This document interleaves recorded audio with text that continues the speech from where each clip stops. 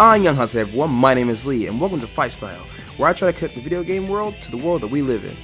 Today I have a requested character by one of the fans, at least I hope he is, Noob Saiboit. This is going to be my second Mortal Kombat character I will be analyzing. My first was Scorpion, which funny enough was my very first episode.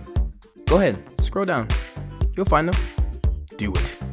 Now before I get into everything about Noob, I need to state some key points that's going to help with this analysis. First, Scorpion.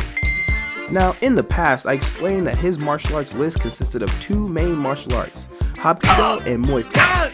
And after a little more research, I find that Kuen is another one. In it, I explained in small details how Hapkido is part of his main attack pattern, but Muay Thai and Kuen is more prominent to when he uses his kunai spear. Now I need to move on to Sub-Zero's martial arts. If you know the story about the ninja Saibot, then you know why. If not, just hold tight, I'll explain a little bit. Sub-Zero's martial arts are Shotokan Karate and Dragon Kung Fu. Shotokan Karate is another martial art that focuses on one attack to finish off the whole fight. No small blows, all heavy and meant to end it.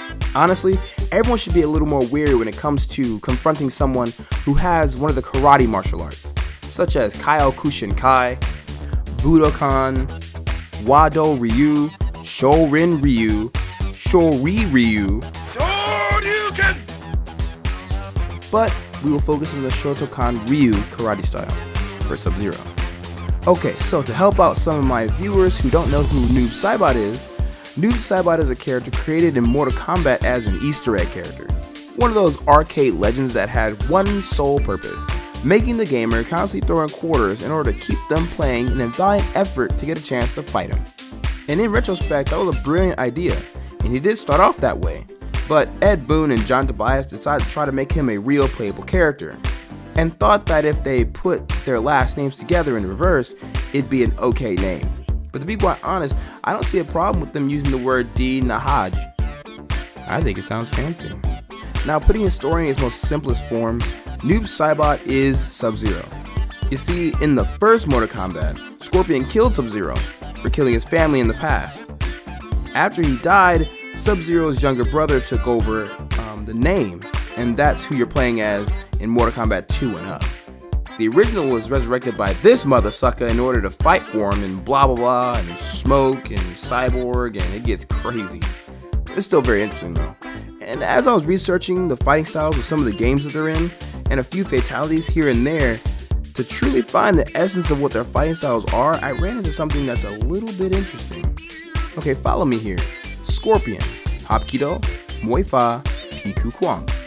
Sub-Zero, Shotokan Karate, Dragon Kung Fu. Makes sense because they're from different clans, right? And they can't completely be alike due to the fact that one shoots a kunai with spear, and the other one shoots a tundra of cold, bone-chilling, body-shattering ice, which Noob Saiboit can do as well, as he performs some in some of his fatalities. Noob Saiboit's martial arts are Hapkido and Kuen. Let's see, why? Why would he be resurrected and use the style of his rival? I mean, Smoke, his cyborg assistant, slave, uses the exact same style as Sub-Zero. But see, that makes more sense because they're from the same clan. I have a feeling that when Sub-Zero died, he had doubted himself. I mean, when he was sent to the Netherrealm, he did lose most of himself. Could be that he just lost so much of what he thought Sub-Zero was. Maybe he just didn't think that his style was enough, so he adapted his rivals. It wouldn't be too uncommon if you think about it in the real world. Martial artists in our world do the same. Someone could have been practicing one martial art for so long and then stopped seeing as much progression as one does as you get further. Very much so as you would in an MMORPG. Level fast in the beginning, but when you hit mid-levels, it takes a little longer and more time. After that feeling hits, some people decide to try another style because they're either getting bored with what they're doing at the moment or thinks that the next new thing makes the previous martial art inferior. Bringing it back to the gaming side, same would happen in the feeling of a game like Street Fighter or Mario Kart. You could be racing, fighting, or competing in a game with your favorite character, and then all of a sudden, you just keep losing to the same person or NPC over and over again. Could be DK or Luigi in Mario Kart. When they all of a sudden become unpassable, or E Honda in Street Fighter, when you know this big dude doesn't move fast, but he's still able to hold on to you and just mess you up. Even Smash has the same feeling when it comes to like Meta Knight. You could start feeling like what you're doing just might not be right, so you change it up a bit to see what happens. This isn't always the case though. Some well-known martial artists learn the pros and cons to their respective styles in order to try to make the martial art more refined or effective. Now, sorry to say, as I bring this episode to a close, I want to tell you about that ice attack that Sub-Zero was originally known for. If I was able to use that ice attack, I don't think I'd be a good guy. I think with a power like that, I would be corrupted, become very evil, be very, very evil. Not only can he create weapons out of ice, but he can also create ice barriers using water, or what seems like water molecules in the air. Pure power. I mean, who's gonna stop me? Police? Boy, I got ice.